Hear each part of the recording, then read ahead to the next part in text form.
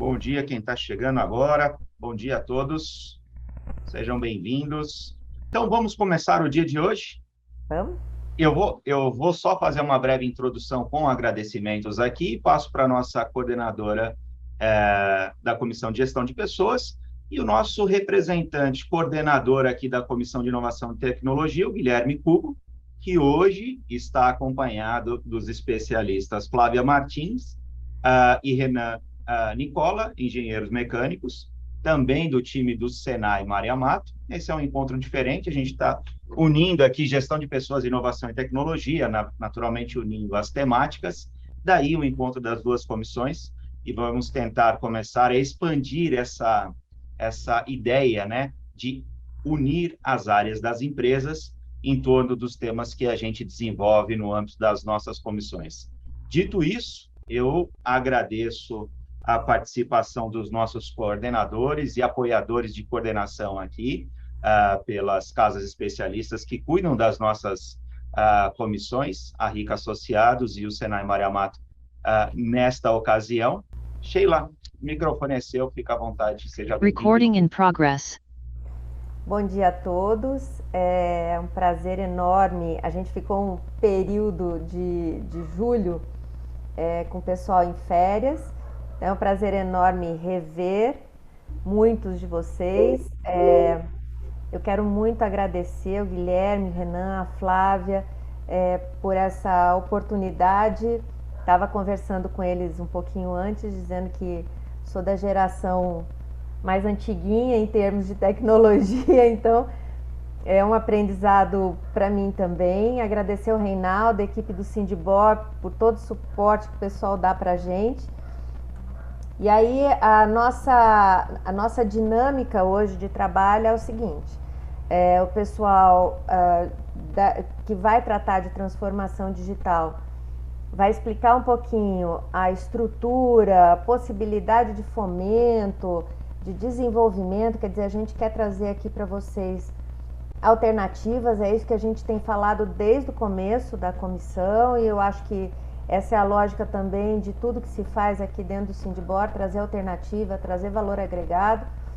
E aí a gente vai falar um pouquinho sobre essa situação de gestão de pessoas. Então, muito rapidamente, quais são as nossas inquietações, o que precisaria ser feito, até onde vai essa parte de tecnologia e de transformação digital. E aí, o que a gente queria muito é ter um bate-papo bem dinâmico, assim, porque assim, a gente está com um grupo de especialistas. Eu acho que é hora de nós utilizarmos esse espaço para a gente poder também tirar dúvida, desmistificar determinados conceitos. Então, eu queria passar a palavra para o Guilherme e agradecer novamente a presença de todos. Ótima reunião para nós. Pessoal, bom dia, bom dia.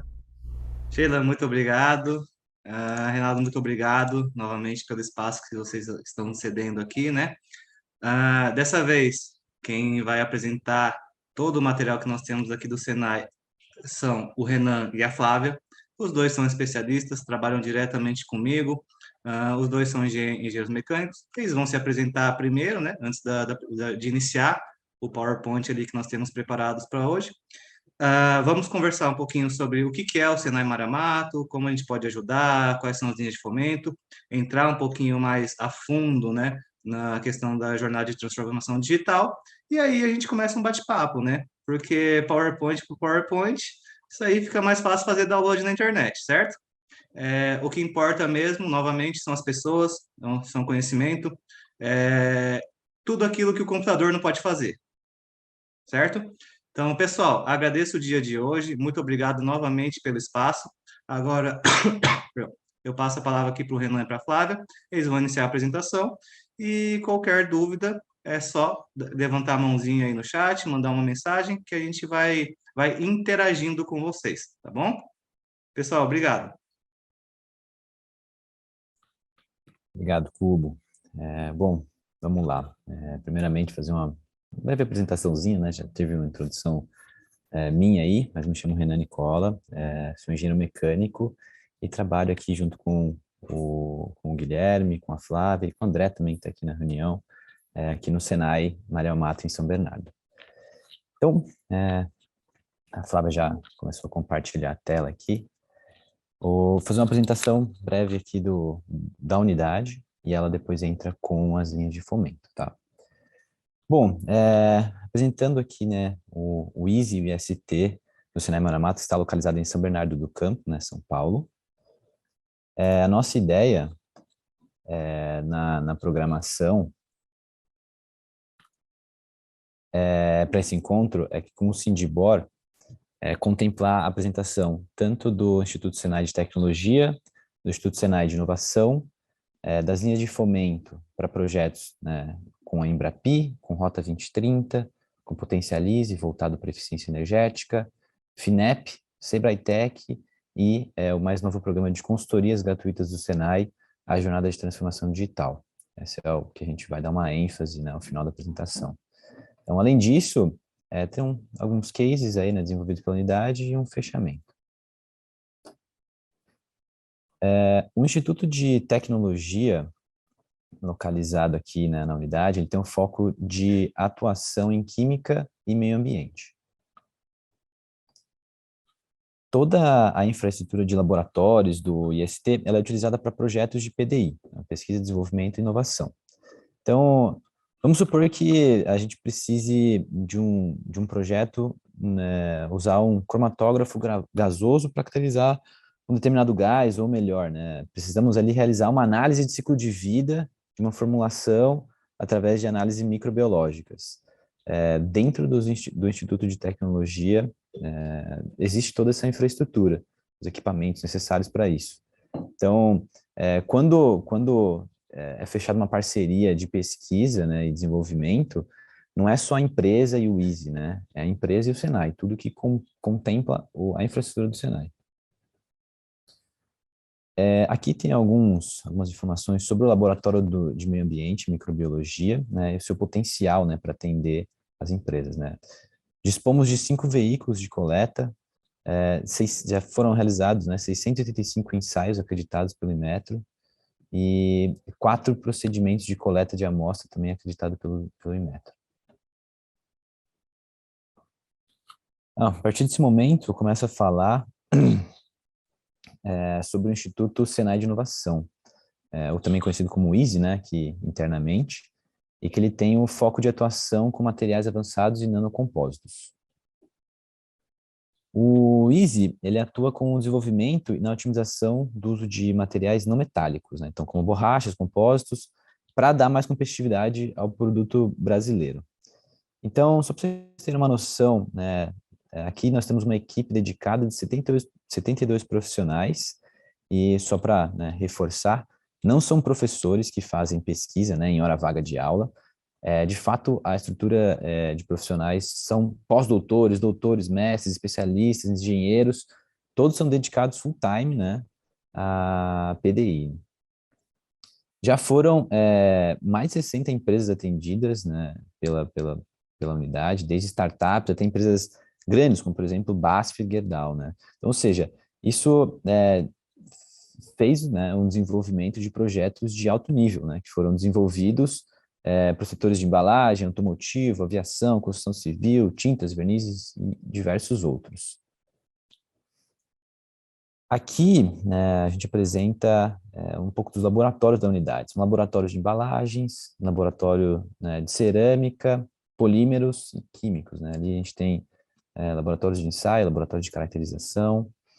Mas aí, vocês podem me perguntar, né? Ok, Renan, vocês têm um monte de laboratórios aí, mas qual o significado disso para nós, empresas, né? Aqui eu venho com um pouco de exemplo, né?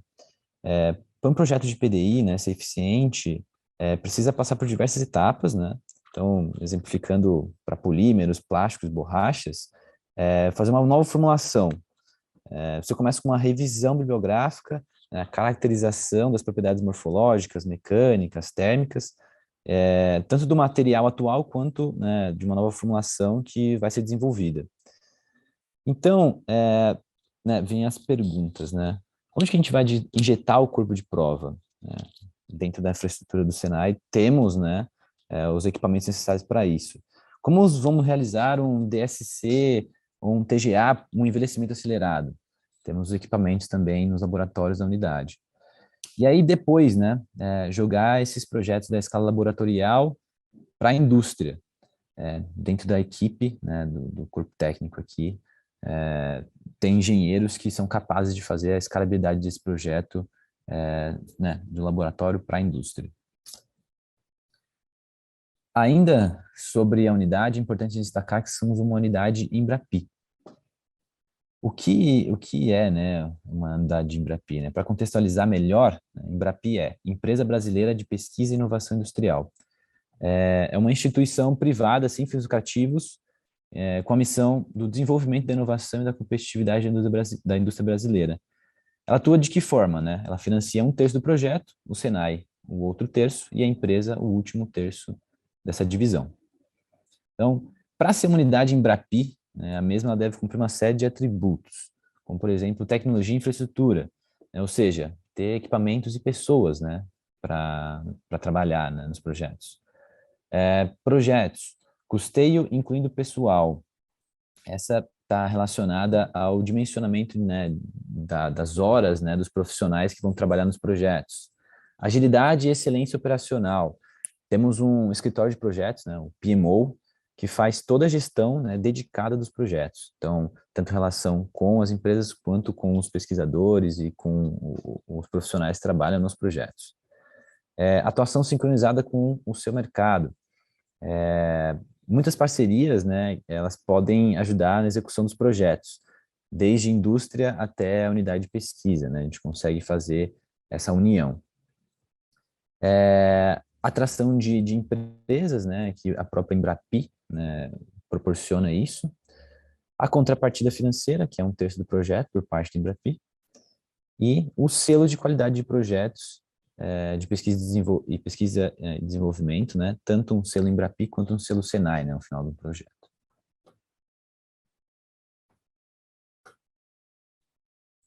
A partir do que o Renan comentou, Flávia, né, vou falar um pouco para vocês sobre as linhas de fomento, iniciando exatamente pelo Embrapi. Como o Renan comentou inicialmente, né, o Embrapi ele trabalha principalmente com projetos de pesquisa, desenvolvimento e inovação, né, e de TRL 3 a 9. Flávio, o que é TRL de 3 a 9, né? São desde a prova de conceito, vamos dizer assim, até realmente conseguir produzir esse produto para o mercado, né, com toda a linha de produção definida, etc., né, para que você possa comercializar, para que ele possa chegar realmente às prateleiras, vamos dizer assim. E nessa parceria, a gente trabalha principalmente com materiais sustentáveis, né, porque o Embrapi, no caso, né, cada unidade de Embrapi, ela tem uma temática diferente, né, no nosso caso, a gente trabalha em materiais sustentáveis. Né, além dessa... E aí, como é que funciona, né? Funciona assim, vamos pegar, a gente faz um escopo de um projeto, né, faz uma proposta e faz de conta que esse projeto tem um valor de 1 milhão e uma duração de 24 meses, né? Um terço é pago pelo Embrapi, um terço é pago pela empresa e um terço é pago pelo Senai, né, tanto em contrapartida financeira quanto econômica. Do valor da empresa, né, se você dividir em 24 meses, a gente dá uma média aí de 14 mil reais por mês, o que seria apenas um profissional, mas na verdade, se vocês estariam contratando toda a nossa estrutura, os nossos profissionais, nossas equipes, né, e todo o know-how que é tido a partir de todos os projetos que já foram desenvolvidos anteriormente. Além do projeto tradicional do Embrapi, a gente tem, por exemplo, do PNDS, né, e aí nós temos duas categorias, né, para hobby abaixo de 90 milhões, né, e aí o Embrapi ele faz de um terço até metade, né, do valor, né, 50%, e no caso para hobbies acima de 90 milhões, a gente mantém um terço. A gente também tem para o Rota 2030, né? Não sei se vocês devem conhecer o Rota 2030 que o Senai já atua, né? Mas também temos a parte do Embrapi, ele é foco, obviamente, na cadeia automotiva para fornecedores, né? Com KNAI industrial. E aí nós temos 3 tipos, né? A gente tem a contratação individual, colaborativa ou colaborativa, né? Então pode ser uma ou mais empresas com um hobby acima de 90 milhões, e aí a gente faz por um terço, um terço e um terço, novamente. O tipo 2, que é para empresas de hobby de menos de 90 milhões, né? Nesse caso, a documentação ela é um pouco mais diferente, né, na hora de fazer o escopo, por isso que a gente tem esses dois tipos. E o terceiro tipo, que é para empresas do RB abaixo de 90 milhões, e aí a gente também tem aquela opção de o Embrapi cobrir até metade do valor do projeto. Além disso, a gente tem o Rota 2030, né, que está na plataforma de inovação para a indústria. E o que que é, né? Ele é um projeto para desenvolver, principalmente, o setor automotivo brasileiro. E a gente tem três pontas, né? O hands-on, o aliança e o desafio.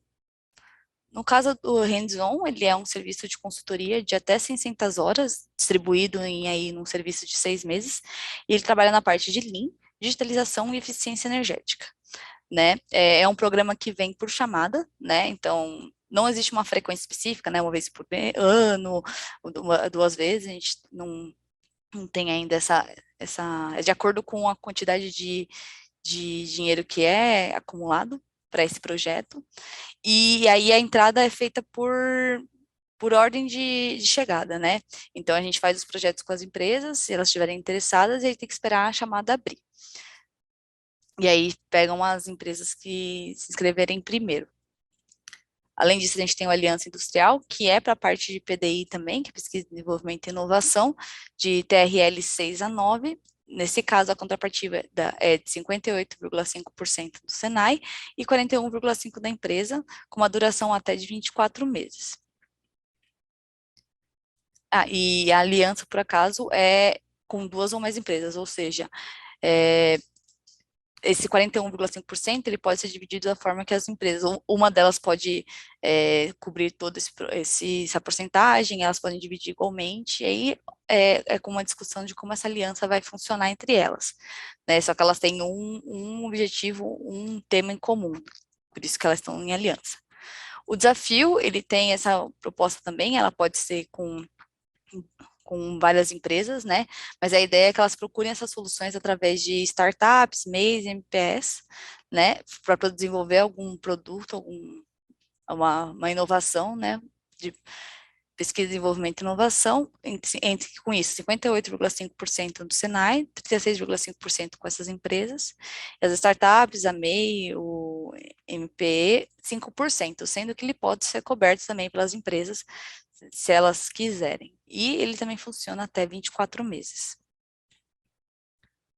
Outras linhas de fomento que a gente tem é do Sebrae Tech, né, e a gente atua em diversas frentes, né, com Lean, design de produtos e embalagens, desenvolvimento de produtos e design thinking, por exemplo, né, esses são serviços que o Sebrae, digamos assim, recebe essa demanda, né, e eles distribuem para a gente, e aí toda a parte do prazo, o prazo, como vai funcionar, é feito de acordo com quem está sendo atendido, né? Nesse caso, o valor ele é suprido pelo Sebrae. E é para pequenas e médias empresas, micro, pequenas e médias empresas. Além disso, a gente tem algumas linhas de financiamento, né, como o FINEP, a gente deu aqui um destaque para o FINEP 2030, que é para o setor automotivo, né, e aí a parte de contrapartida, ela é de acordo com o tamanho da empresa, né, e ele pode durar até 36 meses.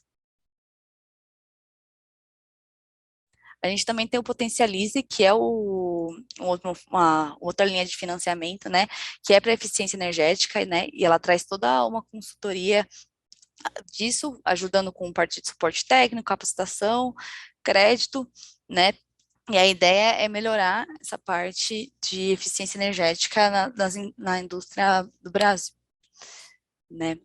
Todas essas linhas, elas estão com links no documento, tá, gente? Então, na hora que se vocês quiserem saber um pouco mais, quiser se aprofundar com esses temas, a gente no documento já tem o link para quem precisar. E agora, falando sobre o que foi lançado esse ano, foi a Jornada de Transformação Digital, né, que é uma parceria da Fiesp, do Senai e do Sebrae, para automatizar, para fazer uma transformação digital realmente na nossa indústria, né? Ela se foca principalmente na parte de consultoria, assessoria em Lean Manufacturing, eficiência energética e digitalização de indústria 4.0, né, com o objetivo de atender até 40 mil empresas em 4 anos, né, que foi a demanda que foi feita a partir desse acordo, né, e é feita em apoio entre a Fiesp, o Senai e o Sebrae. E como funciona isso, né? Durante todo os atendimentos, durante todo esse tempo que a gente trabalha com as empresas, foi percebido uma trajetória que precisa ser feita para que eles chegam, vamos dizer assim, né, segundo andar aqui, que é a parte de indústria 4.0 mesmo.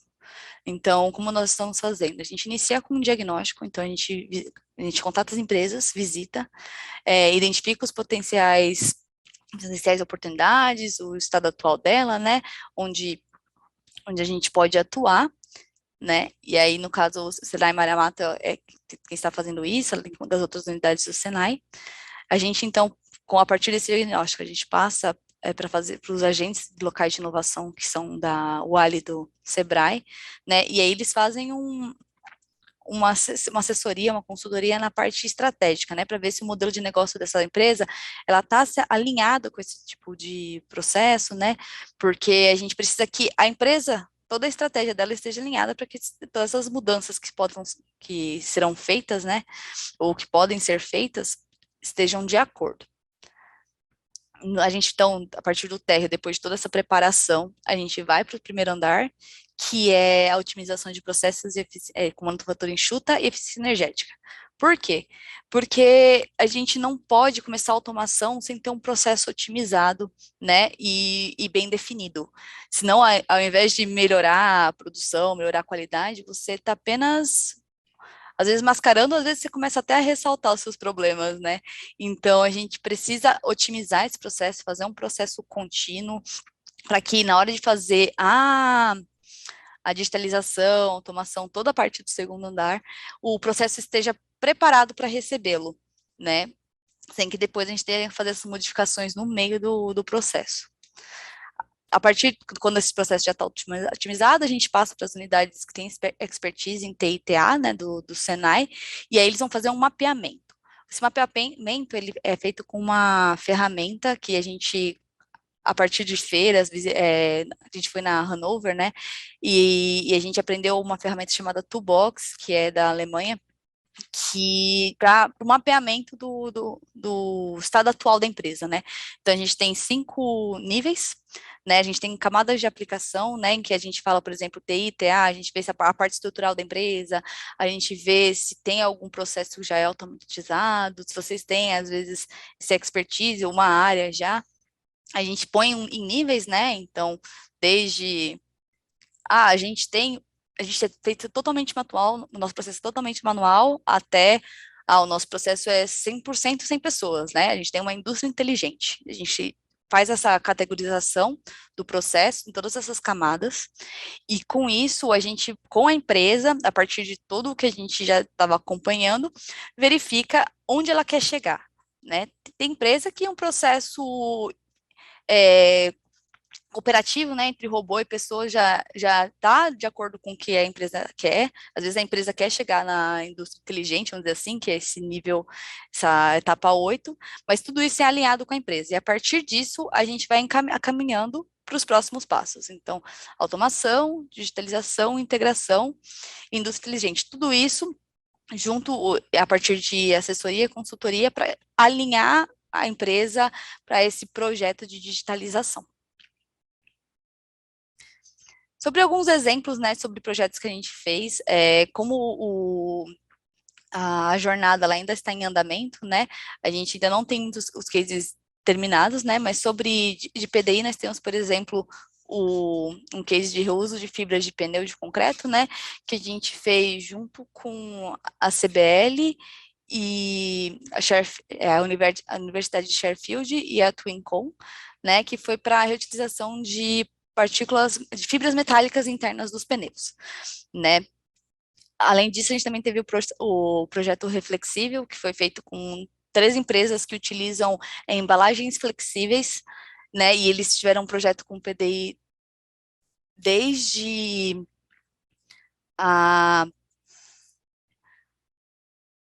por exemplo, a reciclagem do material, né? Então a gente pegou esse material, verificou como ele poderia ser reutilizado, reciclado, até a parte de logística, né? Como recuperar esse material para que ele chegasse até as pessoas. Cubo, você quer comentar um pouco sobre isso? Então, bom, só mostra o próximo slide, né, que já é o slide final. E aí depois eu comento. Pode finalizar que eu faço um adendo aqui. Ok. Então, né, com tudo isso que a gente está comentando, a gente está chamando vocês para vocês assumirem esse compromisso, né, com a inovação, para que a gente se torne um case de sucesso, né, que a gente possa trazer toda essa inovação, todas essas mudanças junto, né, e a gente consiga ser um exemplo para os próximos passos. Eu agradeço aí a atenção de vocês, aqui estão os nossos contatos, caso vocês queiram contatar com a gente, e novamente o documento vai ser compartilhado, a gente já enviou aí para o pessoal, e os links tanto da plataforma de inovação, quanto do Potencialize, todos as linhas de fomento que foram comentadas aqui, estão já no arquivo para que vocês possam acessar. Obrigada. Então, pessoal, uma coisa bem interessante ali, né, na parte mais que a Flávia falou, por exemplo, esses 2 cases, né, o de pneus, para vocês terem uma noção, a universidade e a empresa, né, a Universidade de Sheffield e a Twincom, elas são do Reino Unido, ou seja, mesmo que a sua sede não esteja localizada no Brasil, nós, perdão, nós também conseguimos trabalhar com vocês de forma internacional. A única necessidade legal é que vocês tenham um CNPJ aqui no Brasil, ou um representante aqui dentro do Brasil. E o segundo projeto, as embalagens flexíveis, né, é outra coisa bem legal também, que a Flávia falou sobre alguns projetos anteriores, que são o compartilhamento desses custos de projetos, né?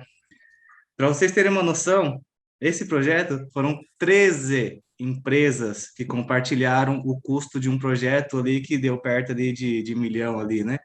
E eles pagavam, se eu não estou enganado, 3 ou 4 mil reais por mês. Então, assim, se você tem um projeto de 1 milhão que custa para você menos que um assistente técnico, né? Falando em questão de custo de RH, ou seja, em vez de ter um assistente técnico, você tem 4 pós-docs, se não estou enganado, 12 mestres, 3 docs, quando eu digo docs é doutores, né, nos assuntos, e uma infraestrutura inteira do Senai. Eu acho que fica bem fácil, né, da gente entender qual que é mais proveitoso, né? E, além disso, só para que vocês saibam, eu não posso abrir muito, né, existe uma questão de confidencialidade, mas são empresas como a Anchor, a Nestlé, a Vitopel.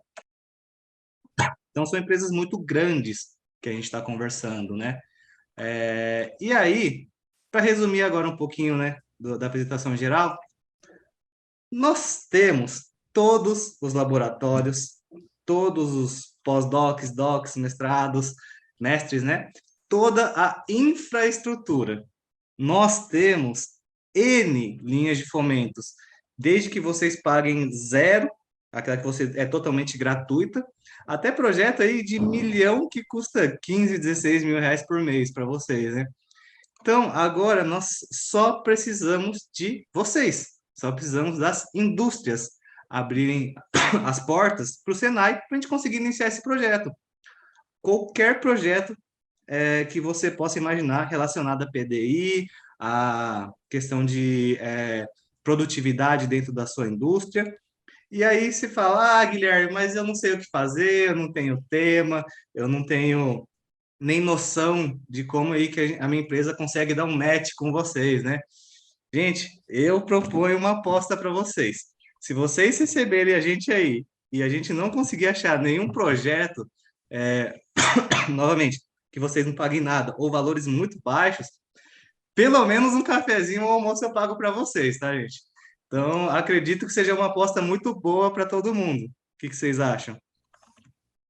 Eu adorei a sua abordagem, Guilherme. E eu lhe interrompi só para dizer uma coisa. Quando Claro, por você favor. menciona as empresas grandes, não é, eu sei que não é uma forma de desestimular empresas menores, pelo contrário, é demonstrar que vocês possuem uma rede de relacionamento bastante já adensada com grandes empresas, que, por exemplo, no setor automotivo, são as empresas demandantes do Rota 2030 e que podem convidar as nossas empresas menores, no caso aqui indústrias de artefatos de borracha, a participarem dos programas que necessitam ter uma empresa âncora, mas não necessariamente a gente tem que restringir a esse tipo de programa em que haja uma empresa âncora. O Guilherme acabou de dizer que tem muitos projetos que são exclusivos e direcionados para uma empresa e ela não precisa ser grande. É por aí, Guilherme?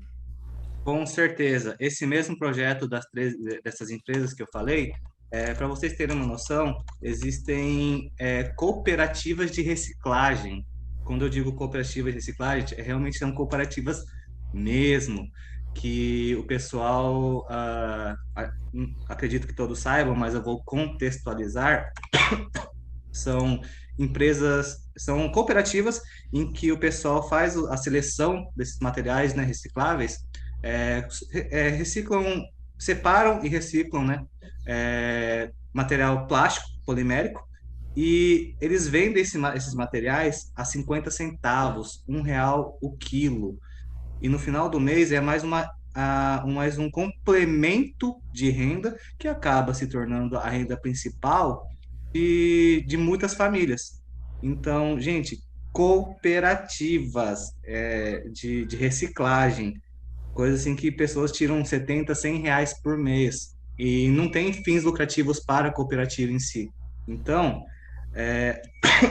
fica bem óbvio que dinheiro, até porque nós mostramos N linhas de fomento que vocês não pagam nada, dinheiro não é um problema para fazer qualquer tipo de projeto com a gente, e o porte da empresa pouco nos importa. O que nos importa é o tema, é a oportunidade de trabalhar com vocês, certo? Eu queria complementar também, né? Essas linhas, elas têm muito o interesse, na verdade, de fazer com que pequenas, médias empresas elas consigam competir, né? A competitividade da indústria, que é isso que a gente quer ajudar. Por isso, tanto que quando eu até esqueci de falar, a jornada ela está focada em pequenas, micro e médias empresas até de 8 milhões de renda. Isso. Então, a ideia é realmente fomentar isso. Quando a gente fala de exemplos de empresas grandes, é para mostrar como exemplo até mesmo para o nosso core de conhecimento. Mas a gente quer atuar nas pequenas empresas também, nas médias empresas, porque a ideia é fomentar, as linhas de fomento são exatamente para isso, né? Para que todas possam participar, né? De forma igual e poder se desenvolver da melhor forma possível e em crescimento. E só para não parecer que nós estamos em início de projeto, de lançamento de frentes de atuação, eu naturalmente não mencionarei os nomes das empresas associadas do Sindivor e da Aresp, mas nós temos aqui, inclusive hoje presente aqui no grupo de participantes, diversas empresas que já participam de programas de todos esses, em todas essas linhas apresentadas aqui hoje. Então, não é uma ilusão, é uma realidade e já está acontecendo, né? Um exemplo que eu vou falar aqui, porque foi autorizado, o nosso diretor da Aresp, de reforma de pneus, o Júlio César Claro, da empresa NSA, ele teve que se ausentar aqui da reunião porque ele está com um problema de link, na verdade, ele está em deslocamento, mas ele pediu que eu mencionasse que ele está desenvolvendo lá em Santana do Parnaíba um projeto de desenvolvimento de treinamento, capacitação e treinamento com empresas para o segmento de reforma de pneus. Isso está sendo desenvolvido lá pelo Senai Santana de Parnaíba. Então, a partir desse tipo de relacionamento, como o Guilherme comentou, alguma coisa vai acontecer, né? E no caso dele lá, aconteceu essa linha, essa frente de atuação que eu tenho certeza que vai ser muito importante para o segmento de reforma. É só um exemplo, até saindo um pouquinho fora da caixinha, né? Sim, e é só para lembrar, né? Igual eu falei, eu duvido muito que a gente vá em alguma dessas empresas e não consiga achar um tema, achar um projeto em si. Vejam que o nosso core, ele não é fibras metálicas. Nosso core são polímeros, polímeros, materiais avançados em si. E mesmo assim, no case que nós tivemos com o pessoal da CBL, que é o que eu falei da Universidade de Sheffield e do pessoal lá da Twincon, lá do Reino Unido, nós conseguimos fazer a reutilização de fibras metálicas, não poliméricas, fibras metálicas. O que eu quero dizer com tudo isso? Independente do projeto ou do core ou da expertise necessária, a gente tem uma rede tão grande, mas tão grande, que, sinceramente, até hoje, olha, de verdade, 3 a 4 anos, mais de 10 projetos por mês que passam na minha mão, é, projetos grandes, até hoje eu devo ter declinado 3 ou 4 projetos por falta de expertise ou de infraestrutura. Ou seja, fazer uma conta básica aí, né? No ano, 12 meses, 120 projetos, declinei um projeto de 120. Então, acredito que seja um bom argumento também para lembrá-los que a nossa rede é muito forte. Bom, a gente estava falando de metaverso, numa sala de ambiente de borrachas, né, polímeros, e eu falei, não, da próxima vez eu trago o pessoal ali da Vila Mariana para falar sobre metaverso. Então, só para finalizar, nós temos uma rede muito forte. Isso que o Renan quis dizer quando a gente falava que é o... Como é que fala? O paralelo, né? A atuação sincronizada com o mercado. Nós temos muitos contatos, tanto dentro do mercado, quanto na parte de execução e na parte de pesquisa e desenvolvimento de outras empresas. É muito comum a gente trabalhar de forma cooperativa com outros centros de tecnologia e pesquisa e desenvolvimento. Então, também duvido. Gente, eu já trabalhei na BASF. Duvido muito vocês acharem um instituto que tenha conexões, que tenha essa rede mais forte que o Senai.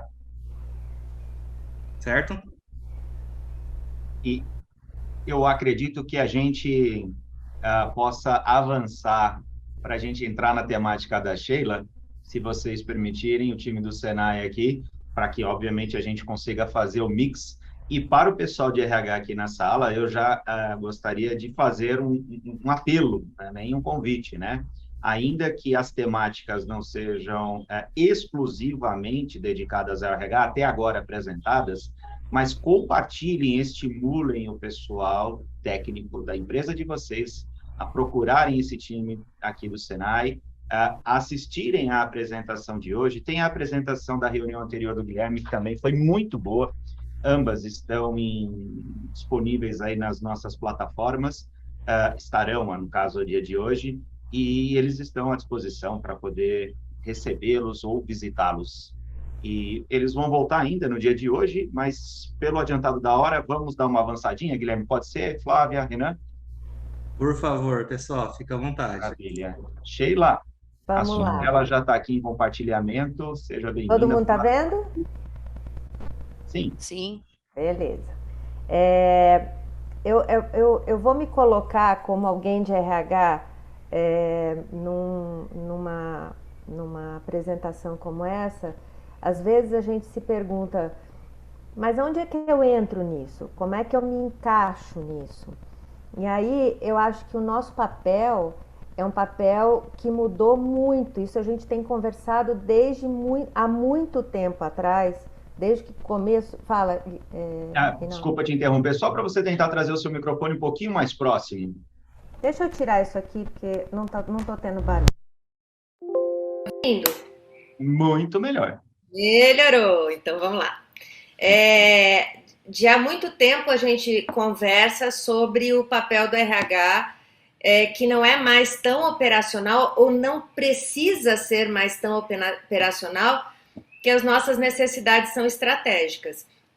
Então, quando a gente começa a perceber a necessidade da empresa, a evolução das empresas e o punch que nós levamos nessa pandemia para nos tornarmos mais digitais ou nos tornarmos mais flexíveis diante de inúmeras demandas que nós não estávamos acostumados, o papel do RH ele está mudando, já havia mudado desde o começo dos anos 2000 e ele mudou absurdamente em 2 anos. Então, nós estamos falando da necessidade de nós pegarmos a proposta que o Senai traz, dessas inúmeras abordagens, e depois também eu queria que eles colocassem, no final dessa apresentação, é muito rápida, mas que eles colocassem até onde a gente pode colocar também a digitalização, a transformação do mindset, da cultura, da mentalidade da empresa para esse novo modelo. Todo mundo fala da indústria 4.0, mas desse novo modelo organizacional que a gente precisa encaixar. Então, encaixar meio a forceps. Então, vamos pensar no seguinte. Primeira coisa que nós temos que pensar. Eu me lembro de... eu falei para vocês que eu sou uma pessoa antiga, mas eu me lembro de ouvir falar sobre necessidade de mudança desde que o mundo é mundo, necessidade de inovação desde que a gente começa a trabalhar. Isso não para, isso não vai parar. Por isso que eu falo que o nosso conceito, isso está cada vez mais agressivo, porque é agressivo. Não é uma coisa que vem com uma certa possibilidade de adaptação tranquila, vamos pensar, vamos organizar, vamos ajustar. Não, é agressivo. E esse processo que nós sofremos aí na pandemia foi brutal para muita gente, mas brutal num nível absurdo. Então, nós estamos falando em trazer inovação como mentalidade, de inovar periodicamente. Mas isso não significa que eu posso fazer por meio de treinamento, pura e simplesmente. Nós temos que mudar o nosso modelo cultural. Nós não podemos ficar mais vamos pensar em um termo de RH que a gente pensa há muito tempo. A mudança é assustadora, as pessoas têm medo de mudança. Esse é o tipo da coisa que, ok, todo mundo tem medo de mudança, mas, amigo, ou você muda o seu jeito de pensar, ou então daqui a pouco você não tem mais lugar para ficar. Então, a nossa análise é uma análise de entendimento de processo, de mudança constante de processo, porque os processos têm se tornado mais ágeis e, principalmente, de fazer com que esse RH pense para onde a empresa vai. Assim, qual é o rumo que a empresa está andando? A gente já vai chegar nos nossos focos, mas a cultura digital, ela deve ser estimulada. Assim, eu vou contar uma coisa para vocês que para mim foi chocante, mas há uns 3 anos atrás, eu entrei numa empresa que tinha máquina de datilografia em pleno funcionamento. E o que mais me chocou é que eles chamavam o técnico da máquina de datilografia e estava lá o técnico, ainda existe técnico de máquina de datilografia. Então, quando você começa a pensar sobre mudança cultural, alguém que deixou essa mudança digital lá para trás vai ter um problema absurdo para chegar aos níveis que nós estamos hoje. Então, nós estamos pensando no modelo cultural, no entendimento de processo, na introdução da inovação como base dessa cultura e aí na observação do mercado. Então, essa observação do mercado, ela precisa trazer o modelo de colaborador que nós precisamos ter. E aqueles que estão dentro das nossas empresas precisam passar por um desenvolvimento. Eu não digo que é treinamento, porque é mais do que isso, é um processo de educação corporativa para as novas demandas que o mercado nos traz. Então, quando a gente fala em gestão de pessoas, a primeira coisa que nós temos que pensar é a otimização dos nossos processos internos, das operações internas. Então, como melhorar?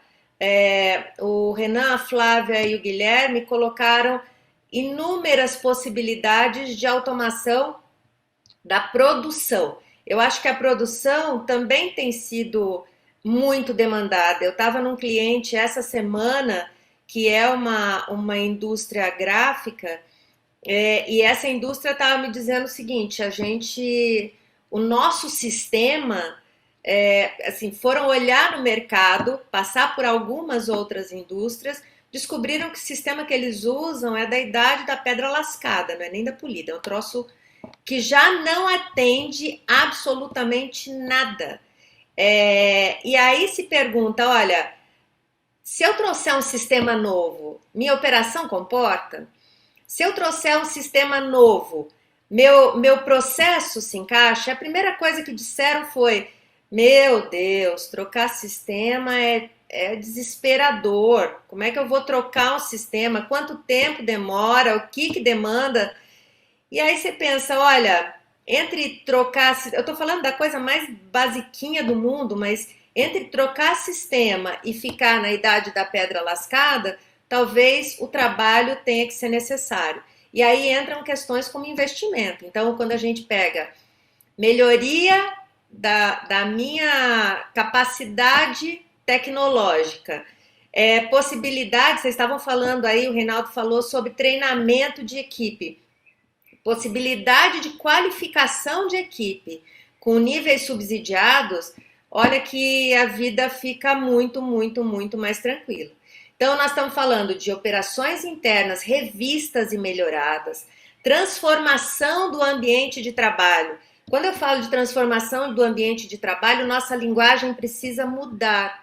Então, assim, o que a linguagem precisa mudar? Às vezes a gente precisa trabalhar essa transformação com treinamentos contínuos. Isso é planejamento de RH. O que é o treinamento contínuo?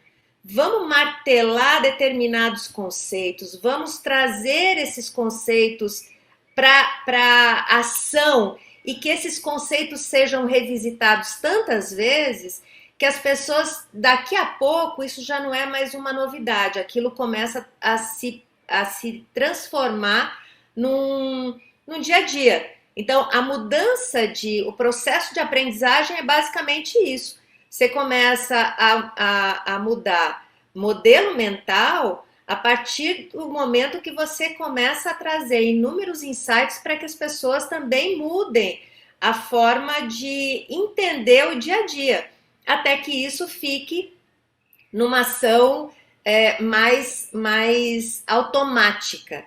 E aí, eu não consigo nem mudar ambiente, nem mudar a operação, é aquilo que o Guilherme acabou de falar.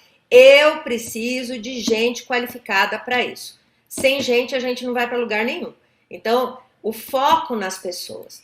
Então, eu preparei para vocês algumas questões que a gente coloca nessa trajetória da transformação digital. Então, o foco é esse: processo, pessoas e produtos. Isso daí foi trazido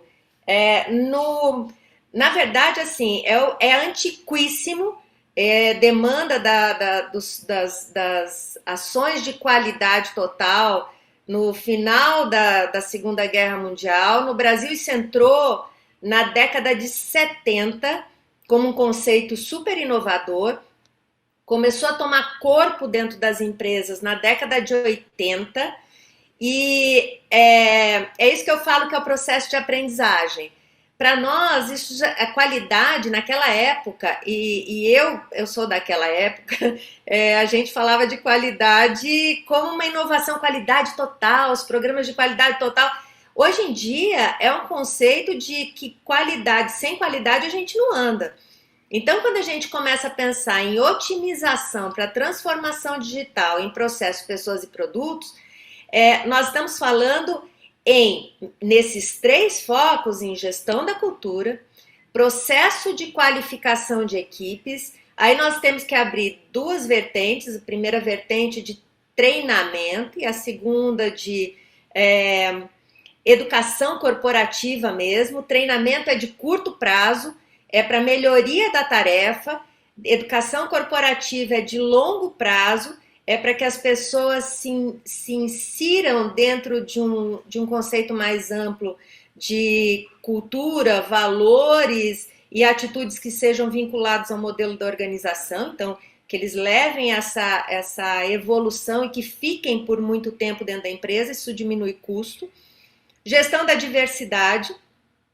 A gente estava conversando aqui, antes de abrir a sala para todo mundo, você tem pessoas mais sêniores dentro da empresa que conseguem ter uma experiência sobre a trajetória da empresa e a evolução que essa empresa teve, e ao mesmo tempo a gente tem essa juventude super antenada e muito digital na forma de pensar. Então, assim, gerir a diversidade dentro da empresa, na junção dessas 2 partes, tanto em alguém que conhece a trajetória e conhece as questões de evolução dessa organização, quanto daqueles que vão trazer inovação e transformação digital.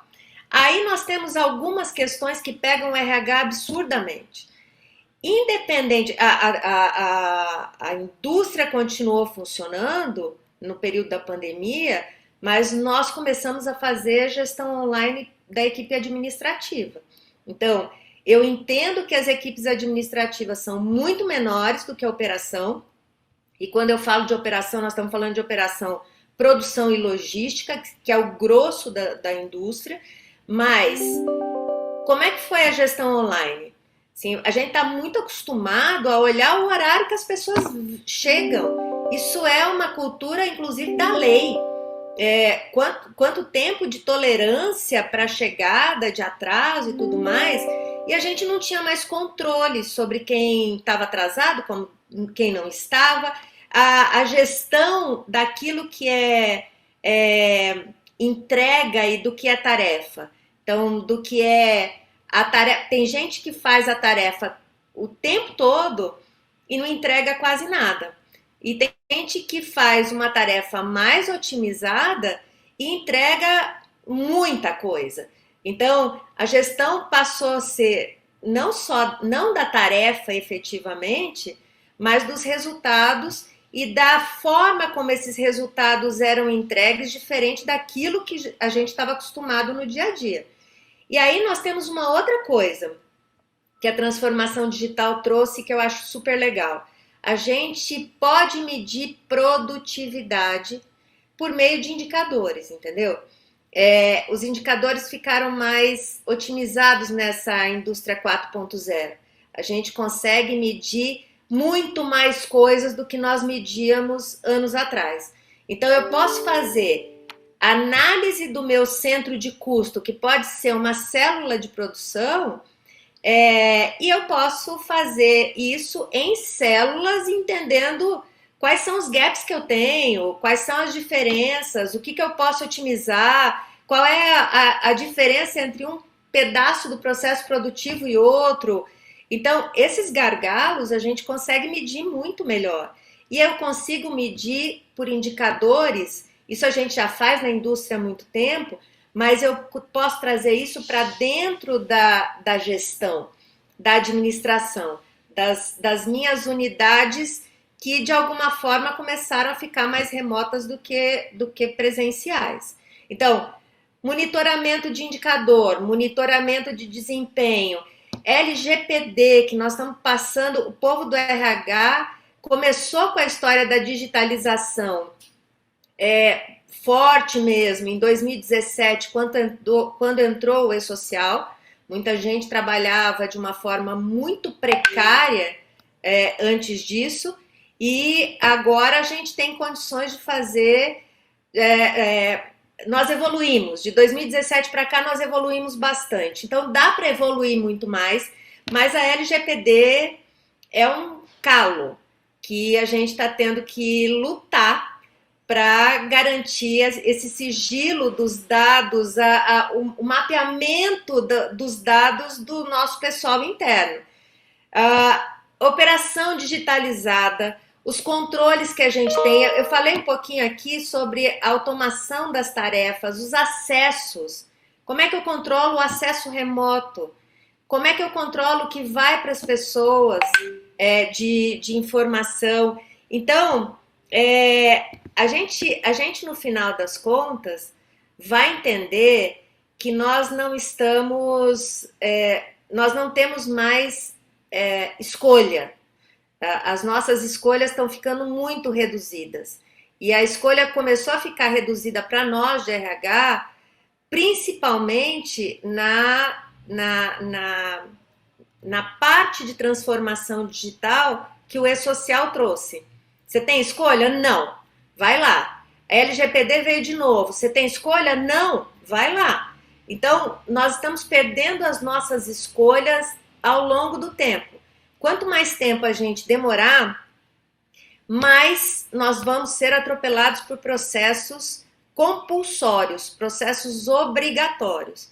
Então, dá para nós fazermos isso com uma certa antecedência, para a gente digerir isso, ajustar o processo, porque tem isso, o pessoal pode falar melhor do que eu, mas você tem um período de ajuste de processo, você precisa fazer esse ajuste fino até o negócio conseguir te dar os resultados que você precisa.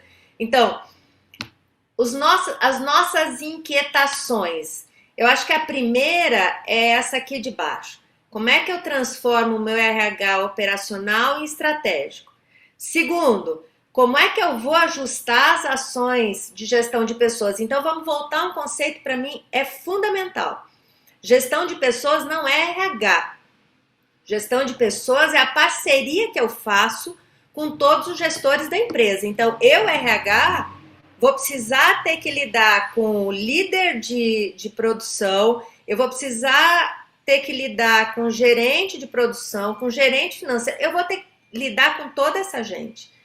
Então, essas pessoas é que vão dizer se saúde e segurança do trabalho está sendo respeitado no local de trabalho. Eles selecionam os funcionários, é a última palavra, eles avaliam desempenho. Então, essa é a parceria. Então, a gente tem que pensar em como qualificar os nossos gestores, principalmente. E aí eu não estou falando de um gestor gerentão, eu estou falando do meu líder de produção lá embaixo, no chão de fábrica. Quer dizer, e o líder de produção não foi formado para ser gestor, ele é um operador de máquina que virou líder porque era muito bom na operação de máquina. Então, ele vai ter que aprender a ser gestor de pessoas. Isso é um trabalho do RH, em parceria com a alta direção. A gente vai precisar transformar esse povo. Melhoria contínua desses gestores e dessa parceria, estreitamento dessa relação e mapeamento dos gaps. Qual é o meu estágio atual, até onde eu tenho que chegar? Quer dizer, aquela pessoa lá da máquina de datilografia, ela tem um caminho, nossa, nem sei quanto, mas a gente foi evoluindo, então talvez o espaço seja menor.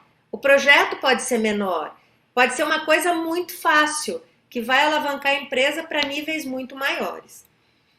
Eu já tinha apresentado isso para vocês, mas eu acho que, para mim, a chave de tudo que a gente vai fazer dentro da empresa e em RH é isso aqui. Se eu pensar para onde eu vou, qual o conhecimento que eu preciso ter, eu vou pensando na forma de ajustar os julgamentos internos que eu tenho. O que é o julgamento? A atitude é o julgamento que eu tenho sobre tudo.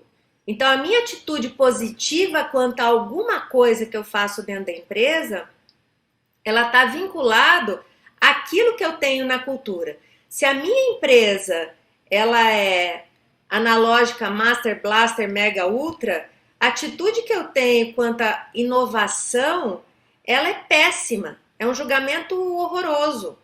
Se eu tenho uma empresa que não incentivou mudança, quando eu vou trazer uma mudancinha pequenininha, a atitude da pessoa é horrorosa. É aquela atitude do indivíduo que detesta a mudança e anda daquele jeitão que ele anda há anos, e isso está na zona de conforto. Então, nós estamos falando sobre transformar essa atitude favorável e a um modelo de estratégia que tenha afinidade com as necessidades de transformação que nós estamos vendo hoje no mercado. E aí, entre isso e isso daqui, eu tenho inúmeros conhecimentos.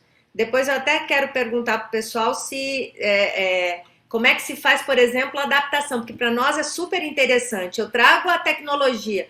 Qual é o suporte que vocês podem dar no modelo de adaptação desse conhecimento e dessa melhoria de habilidade, entendeu? Porque para nós é a chave desse processo todo. Aí eu mudo cultura. Ninguém vai mudar a cultura sem saber para onde vai. Ninguém vai mudar a cultura se não mudar o julgamento sobre as coisas. E aí a gente precisa ver qual é o apoio que nós vamos ter nesse processo. E, por último, nosso papel de RH é ter uma comunicação muito objetiva. Aí eu acho que a parceria com o pessoal do Senai é muito legal. Às vezes a gente não sabe o que falar, às vezes a gente não sabe como falar, às vezes a gente não sabe qual é o ponto fundamental de determinadas comunicações, mas nós sabemos quem são os nossos clientes internos, nós sabemos quem é o nosso pessoal, nós sabemos como é que o nosso pessoal pensa. Então, a gente precisa traduzir toda essa comunicação para um jeitão que o nosso povo entenda, que o pessoal interno entenda, e com doses de evolução para que a coisa não chegue tipo um socão na boca do estômago. Então, a gente tem que pensar em um modelo de evolução que seja digerido pelo povo interno. Então, nós podemos ter esse pessoal que traz tecnologia para nós, mas quem conhece a nossa turma, como a bandinha toca, somos nós, entendeu? Então, o papel da RH é de ser o operacionalizador para esse pessoal interno, junto com quem pode trazer tecnologia inovadora. E aí, nessa evolução, infelizmente, tem gente que sai, que não se adapta. Felizmente, uma grande parte fica. E, felizmente, nós podemos ter um outro jeito também de recrutar e selecionar para esse novo modelo. Então, a gente pode trazer essa oxigenação, essa evolução e tudo mais, mas não vamos esquecer a gestão da diversidade. Valorizar quem está a uma vida dentro da empresa, pode não ser nem a pessoa mais fluida tecnologicamente, e trazer esse pessoal que pode arejar a nossa estrutura interna. E aí, métrica. O que eu acho mais legal da tecnologia é que a gente pode trabalhar com métricas mais fáceis de serem mensuradas.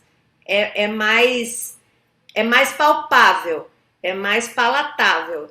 Então, assim, a gente que ficava com a gestão no olho, você pode continuar, você, na verdade, precisa ter a gestão do olho, essa sensibilidade de lidar com as pessoas. Mas eu tenho dado. A gestão no olho, ela traz uma coisa muito ruim. Eu acho que você está trabalhando, ou eu acho que você errou, eu acho. O número e o dado, ele é preto no branco, ele é cru. Então, ele te dá suporte para você fazer os processos de melhoria que precisam ser realizados. E, para mim, o ponto nevrálgico da coisa é o desenvolvimento dos gestores. Não existe mudança que não seja... Existe uma mudança que vem de baixo, isso pode acontecer, mas a mudança consistente, com menor tempo e melhores resultados, ela é de cima para baixo. ela é das cabeças pensantes para a base da organização. Então, o foco é lidar com os gestores para que eles tenham essa nova mentalidade, que aí eles conseguem replicar para as equipes. E aí, só voltando um pouquinho para aquilo que a gente falou, são eles que vão ditar qual é o julgamento favorável em termos de proposta de trabalho, de ação do dia a dia. E aí é o seguinte, nesse desafio, nós vamos com atualização, resistência à inovação e muitas vezes falta de investimento. E o que eu acho mais legal na proposta do Senai é que o investimento ele é compartilhado. Então, é um compartilhado que não é nem 50-50, é um compartilhado que pode ser muito mais do que isso, entendeu? Então, eu acho que o nosso trabalho, ele é aqui, ó, necessidade de atualização, resistência à inovação, porque a gente consegue mapear com os gestores qual é o gap, qual é o espaço entre aquilo aonde eu estou e aonde eu preciso estar, porque a gente no RH não conhece profundamente as áreas, mas a gente conhece profundamente o modelo da empresa, e nós podemos ser agentes de transformação nesse processo de resistência à inovação. É isso, gente. A minha primeira questão seria de abrir para as pessoas num bate-papo, e assim, eu queria abrir esse bate-papo, não sei se alguém tem alguma pergunta, mas eu só queria abrir o bate-papo com a pergunta que eu fiz para o pessoal. Assim, qual é o suporte que pode ser dado? Sheila, eu queria dar início à resposta da sua questão, fazendo justamente uma relação com o que você apresentou para a gente, né? Então, a mudança de mindset, né, de cima para baixo, né, dos gestores até o pessoal que está lá executando, relacionando, né, com as pessoas, que é um foco da sua apresentação e até um foco da transformação digital, e justamente esse processo de aplicar, né, a digitalização das empresas. Então, é o seguinte, né, para a gente aqui, quando a gente está desenvolvendo um projeto, está pensando, né, na evolução da digitalização numa empresa, a gente olha primeiro para as pessoas. Então, é importante que fique claro, né, para o empresário, ou então para as pessoas que trabalham naquela empresa, que eles são importantes, eles são o que fazem a empresa de fato funcionar, né? Que o organismo ali funcione. Então, olhando para pessoas, tecnologia e processos, é dessa forma que a gente pensa, né, na organização de um projeto. Então, falando aqui da jornada, né, que é um programa de digitalização, muitos podem pensar, pô, beleza, eu vou aplicar aqui automação nas minhas máquinas, fazer um retrofit, elas vão ficar melhor, o processo vai ficar um pouco autônomo, eu vou ter robôs aqui, e o que vai acontecer com os meus funcionários? Para onde eles vão? Eu vou demitir eles? Eu não quero fazer isso, né? A ideia, né, desses projetos de digitalização é justamente proporcionar para os funcionários e aí os gestores essa mudança de visão, que a ideia não é demitir ou então tirar esse profissional da linha de produção. É, de fato, você colocar essas pessoas para fazer um tipo de trabalho mais intelectual, né? Então, imaginando que as automatizações, os robôs, eles não vão, né, funcionar sozinho, precisa de um apoio humano. Então, a ideia, e está dentro do programa da Jornada de Transformação Digital, a inclusão de cursos de capacitação. Então, esse funcionário ele pode se tornar alguém com uma capacidade intelectual maior dentro das atividades que ele desempenha. E aí, todo esse auxílio, né, de tecnologia vem para melhorar e evoluir, né, a indústria brasileira, mas que o profissional é sempre o ponto principal dessa transformação, tá? Também Ok. posso concluir, até ajudando um pouco, a parte do elevador, a trajetória que a gente construiu é exatamente também para isso, né? Todo o desenvolvimento, ele tem que ser junto, tanto alinhado com a equipe, com a estratégia, com as pessoas, né? Então, o envolvimento das pessoas naquele processo, durante esse desenvolvimento, é muito importante. Até mesmo para mudar o mindset, né? Mudar, como você falou, não é apenas um treinamento, né? A gente tem que mudar como as pessoas veem o trabalho delas também, né? Então, elas têm que pensar de forma crítica, elas têm que estar analisando. Então, elas participarem dessa mudança é muito importante. Que tem Não é só chegar e falar assim, ó, a gente está mudando isso. Com a outra, A gente tem que fazer, a gente tem que ter a participação da equipe da empresa, né, para essas mudanças agradeço aí. acontecerem. Negócio. Ok, Inês, só um obrigada. segundinho. obrigado. Obrigado. Deixa Bom eu dia a só dar todos. um exemplo prático. Só um segundinho, Claudinei, te peço licença aqui para responder antes de te dar a palavra. Temos uma demanda que entrou ontem sobre essa questão de como lidar, né, com essa implementação. Acredito que todos vocês conheçam a Lenovo, a marca lá de computadores, de tecnologia, enfim. E eles pediram esse nivelamento, um treinamento sobre inovação, e quem pediu isso foi a equipe de inovação.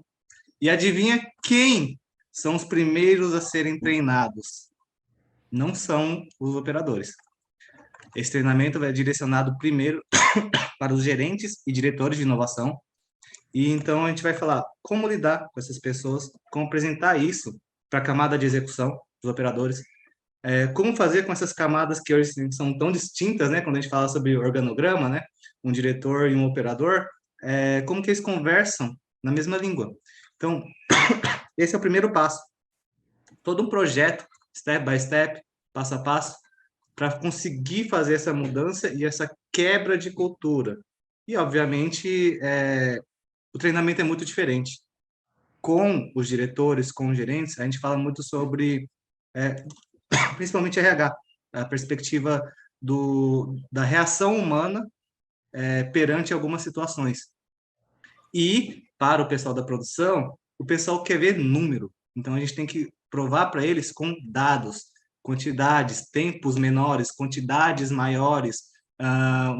Uma coisa bem legal, que é bem interessante quando a gente utiliza esses projetos de automatização. Por exemplo, um diagraminha de espaguete, muita gente deve saber o que é, mas é o quanto a pessoa anda na sua produção. Já fez alguns projetos em que as pessoas andavam uma maratona para produzir um produto. E uma maratona mesmo, de 1,5 km cada vez que ia produzir um produto. Então, junto com isso, a pessoa continua no mesmo lugar, ela continua trabalhando, só que agora vem um robozinho que entrega, vem uma esteira que entrega o material para ele. Ninguém foi demitido e ele, hoje, produz 4, 5 vezes a mais do que ele produzia antes. Então, existe todo um passo a passo. Vou também aproveitar, já que tomei a fala, só para fazer um agradecimento a quem nem está mais aqui na sala, que é o presidente do Simbor Minas, nossa entidade co-irmã lá de Minas Gerais, é o Sindimbor lá em Minas Gerais. Ele estava aqui o tempo todo, saiu, mas deixou aqui no chat uma informação que o Simbor Minas está fundando uma ONG para reciclagem, com o apoio do Senai, olha só. E ele é proprietário de uma fábrica chamada Andino. Ele é um dos poucos que fabricam defensa portuária no Brasil e, na verdade, na América Latina, né? Com produção contínua, eu diria que ele é o único que fabrica na América Latina defensa portuária. Produto bastante específico, né? E é isso. Volto para a Sheila. Por favor, Sheila. Aliás, parabéns pela apresentação, excelente. Muito boa a forma como tudo se encaixou, né, enaltecendo aqui a importância da atuação do RH nessa inclusão digital dos colaboradores, porque não se tratam de novas máquinas e equipamentos, se trata de cultura, né, e ficou muito latente o poder e o potencial que a área de recursos humanos tem dentro dessa temática, né? E você já deixou aqui o convite para todos participarem aqui.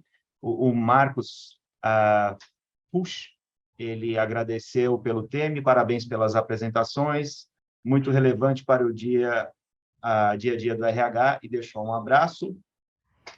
Palavra aberta e volto para ti, Sheila. Na verdade, assim, eu acho que o nosso propósito, vou falar uma coisa que eu falei no começo da nossa reunião, e eu acho que é isso que leva a comissão sempre.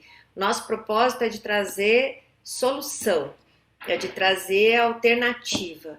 Eu acho que toda vez que a gente começa a colocar as possibilidades de melhoria, a gente começa a ver que vai dar um trabalho danado, assim, um trabalho monstruoso. Mas o trabalho é como se fosse reforma de casa. Fica uma bagunça no começo e depois você fala, nossa, foi muito legal ter feito isso, porque melhorou muito funcionalidade, condição de habitação. É basicamente isso que a gente tem nessas mudanças. Recording stopped. Então, quando a gente começa a discutir a alternativa, é isso, assim, trazer soluções, que eu acho que é o que o Senai apresenta, trazer insights, que é o que a comissão tem o objetivo de fazer, trazer compartilhamento, que é o que o Claudinei trouxe para nós, e fazer com que a gente possa sair da nossa zona de conforto. Tudo aqui é para sair da zona de conforto e providenciar melhoria para o dia a dia. E o que eu acho mais legal nessa história toda é que todas as vezes, assim, eu já participei de projetos em empresas que estavam em processo de atualização digital. As empresas de tecnologia, elas vêm com uma proposta, muitas vezes, de trazer melhoria de sistema, que é o que eu mais participei na minha vida, junto com as empresas, mas às vezes é precário o suporte que se dá para fazer com que as pessoas andem para o mesmo rumo, ou para que elas tenham evolução mais ou menos sinérgica, porque todo o processo é sinérgico, então, e mais ou menos equilibrada. Então, quando vocês apresentam as alternativas e que esse processo é totalmente respaldado por essa jornada com pessoas, porque não é uma jornada digital, é uma jornada digital com pessoas. É isso que eu levo dessa conversa toda. Então, quando eu faço essa jornada digital com pessoas, é que para muitos de nós, e eu me incluo nessa história, a gente precisa de alguém que pegue na mão e diga, vem aqui comigo, eu vou te explicar certinho. E explique com uma linguagem fácil e que faça projetos com suporte fácil e que dê sustentação para que a coisa seja o menos traumática possível. Então, vamos voltar à história da reforma. Pode ter reforma que você fala, Jesus, nunca mais eu quero reformar na minha vida, e pode ter reforma que você fala, olha, foi duro, foi sofrido, foi difícil, mas valeu a pena, vou esperar um pouquinho, daqui a pouco eu penso em outra reforma, entendeu? É esse o objetivo, vamos pensar nessa evolução de um jeito sustentável, que a gente consiga evoluir como empresa, que não precise de consultoria o tempo todo, e essa é a mudança do mindset. E quando precisar, que essa consultoria seja um passo para a sustentabilidade digital, digamos assim.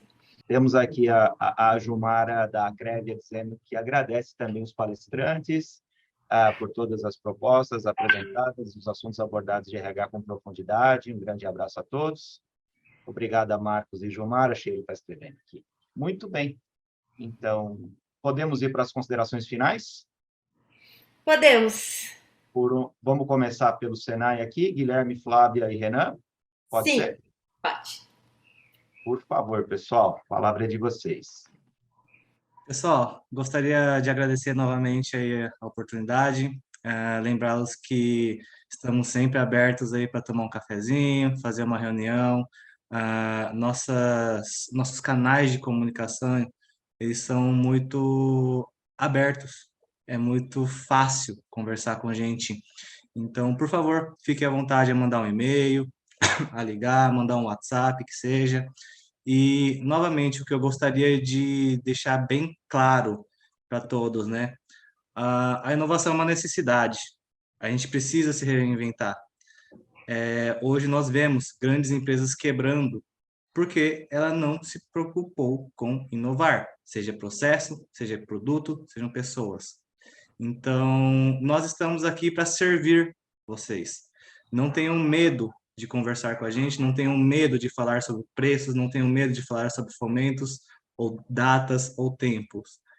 Lembre-se que toda modificação, toda evolução, toda inovação demanda tempo. Senão, a gente já estaria no ápice, né, de tudo, de tecnologia, de bem-estar, de relações humanas. Então, não tenham medo quando a gente fala sobre projeto de R$ 1 milhão por ano. Gente, isso, graças a Deus, até eu conseguiria pagar com meu salário um projeto de R$ 1 milhão para o Senai. Então, pessoal, estamos à disposição. Não se esqueçam que a maioria das nossas linhas de fomento são quase que gratuitas. Muitas são gratuitas, outras têm uma coparticipação. E nós estamos aqui para orientar e para fazer essa caminhada junto com todos vocês. Pessoal, muito obrigado. Passo a palavra para o Renan e para a Flávia. E qualquer coisa, por favor, entre em contato.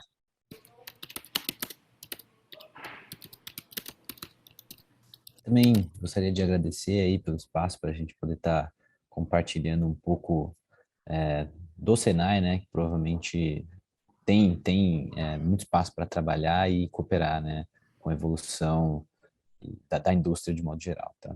Agradecer mesmo por esse encontro, foi muito legal a participação, tanto nossa apresentando, quanto também né, recebendo o conteúdo de vocês. Muito obrigado. Gostaria de agradecer aqui também a oportunidade, falar que o que a gente mostrou é a pontinha do iceberg, tem muitas outras linhas, tem muitas outras possibilidades. Então, se vocês estiverem interessados, entrar nos links que a gente mandou, que a gente deixou no documento, dá uma olhada, qualquer dúvida, fala com a gente, entra em contato, a gente fala. Também, o Senai trabalha em rede, né, então a gente pode direcionar também, dependendo do projeto, para os Senais que têm essas especializações, etc. Então, fiquem à vontade para entrar em contato para qualquer dúvida ou qualquer conversa que vocês queiram falar sobre esses assuntos. É isso, pessoal. Então, eu quero agradecer demais mais essa reunião, a nossa retomada segundo semestre. A gente vai ter uma nova reunião mês que vem. A gente vai falar um pouquinho sobre diversidade. Vou dar um spoilerzinho rápido, porque a gente vai trazer a responsável pelo programa de diversidade da Grant Thornton Brasil, que é a 5ª maior auditoria do mundo.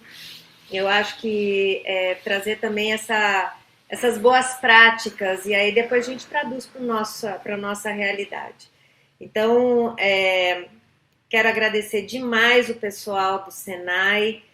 Gente, foi demais mesmo. Assim, eu descobri alternativas e eu acho ótimo a gente achar alternativa. E olha, de verdade, quando você acha uma alternativa que alguém paga uma parte, você paga uma parte menor, para mim é o melhor de tudo. É excelência com preço bom, ó. Show de bola. Então, obrigado pessoal do Sindboard. E aí nos vemos na próxima reunião. Excelente. Fechamos com chave de ouro. Eu só tenho a agradecer. Participaram todos os expositores. Sheila, Guilherme, Flávia, Renan, sempre bem-vindos. Muito obrigado. E Elielma também por ter feito toda aí a concertação para essa reunião acontecer. Parabéns e obrigado, Elielma. E até a próxima a todos. Uma boa tarde, bom almoço. Fiquem com Deus. Beijo, gente. Até. Obrigado, pessoal. Gente, Até mais. Tchau, boa tchau. tarde aí.